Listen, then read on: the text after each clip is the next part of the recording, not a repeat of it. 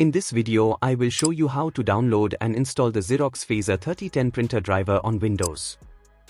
Go to the Google Chrome. Enter Xerox Phaser 3010 printer driver in the search box and click on the search icon. From the search results, click on the official Xerox support website for that printer model. The website should automatically detect your operating system. If it doesn't, select Windows 10 from the list of operating systems provided.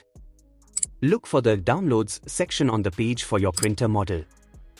Select your operating system from the drop-down menu and click on the Download button next to the driver you want to download.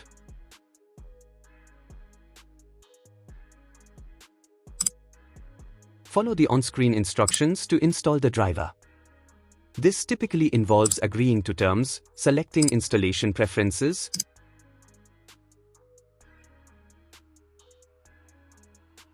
if the installer asks for the connection method, choose USB since you are setting up the printer with a USB connection.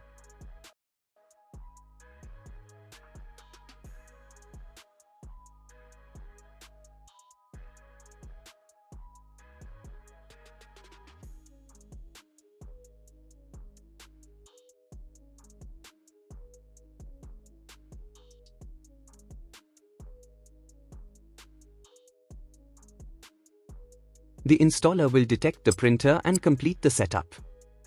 When prompted, connect the printer via USB, turn it on first.